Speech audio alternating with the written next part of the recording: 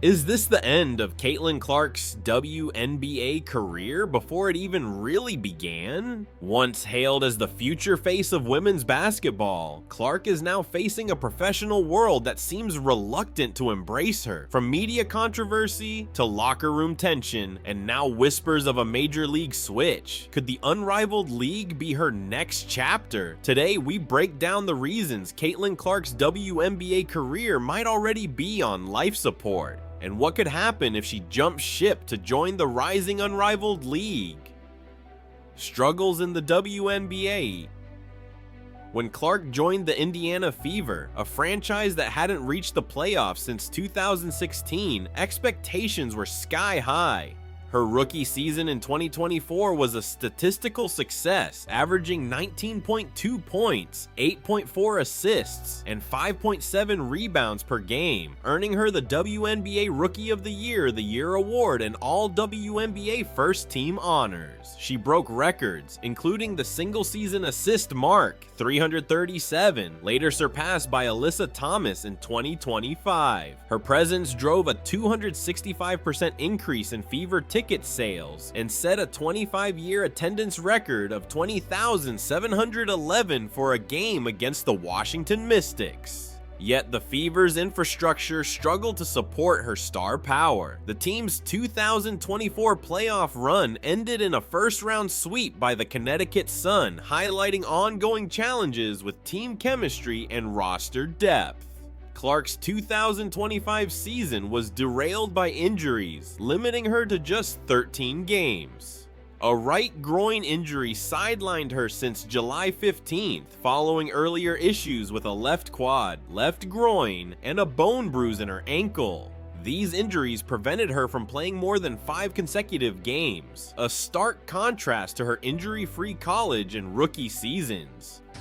Day by day and see how I feel and just kind of turn to the medical staff and what they think, but I feel like I've made a lot of progress and I feel good, and I'm not going to rush coming back. It's just not worth it. The Fever, despite adding veterans like Natasha Howard and Dewana Bonner, couldn't contend for a title, finishing as the number 8 seed in 2025. Inconsistent coaching decisions under Stephanie White, who emphasized long-term health over rushing Clark's return, added to the frustration. On the court, Clark faced intense physicality, with incidents like Chennedy Carter's shoulder check in June 2024, sparking debates about whether she was being targeted. The WNBA's physical nature, where 68.6% of field goals come from assists compared to 63.6% in the NBA, demands a team-oriented style that the Fever struggled to execute consistently. Media scrutiny amplified these challenges. Clark's every move was dissected, from turnovers, 5.6 per game in 2024, to high-profile fouls. A September 2024 playoff incident where Dejanay Carrington poked Clark in the eye fueled controversy, with some fans and media alleging intentional aggression. Clark dismissed the intent, but the narrative persisted, driven by social media and a polarized fan base. A Wall Street Journal article omitting her from a story on the WNBA's record-breaking 2024 season drew backlash, with fans calling it agenda-driven for ignoring her role in boosting viewership. This scrutiny turned Clark into a lightning rod, with some arguing the league wasn't ready for her cultural impact.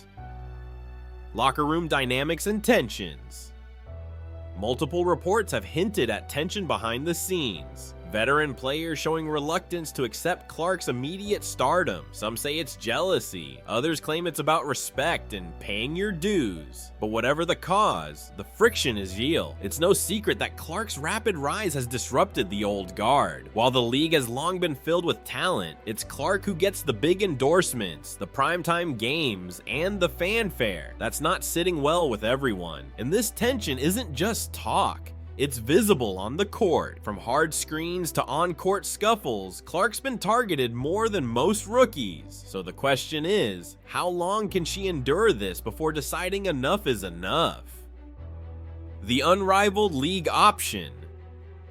The Unrivaled League, co-founded by WNBA stars Breanna Stewart and Nafisa Collier, offers a potential escape from these challenges. Launched in January 2025, Unrivaled is a 3-on-3 full-court league with a 14-game season broadcast on TNT Sports and Max. It guarantees players a minimum $250,000 salary for 8 weeks, far exceeding WNBA averages. Clark was offered over $1 million to join Unrivaled's inaugural season, but declined, prioritizing rest after a grueling 2024 that saw her transition from college to the WNBA in just 8 days. Unrivaled president Alex Bazzel confirmed a spot remains open for her, respecting her need for recovery. The league's shorter season, high payouts, and player-centric model could appeal to Clark, especially after her injury-plagued 2025 season. Unrivaled's fast-paced format suits her passing and shooting skills, and its Miami-based games would minimize travel, reducing physical strain. Unlike the WNBA, where Clark faced hostility, Unrivaled's collaborative environment could foster a more supportive culture, allowing her to focus on basketball and brand building. What a switch to Unrivaled could mean. If Clark joined Unrivaled, the impact on women's basketball would be seismic. Her presence drove WNBA viewership to record highs, with Fever games routinely setting ratings benchmarks. A move to Unrivaled could shift ratings and sponsorships, as her $4 million net worth and marketability would draw brands like Nike to the new league. The WNBA, already grappling with perceptions of mismanaging its stars, could lose its biggest draw since Diana Taurasi, risking a dip in its newfound popularity. For Clark, Unrivaled offers a chance to redefine her career. She could avoid the WNBA's physical toll, which contributed to her 2025 injuries, and play in a league tailored to her strengths. Her passing, 8.8 assists per game in 2025, and long-range shooting would thrive in 3-on-3, where space and vision are paramount. The bigger picture.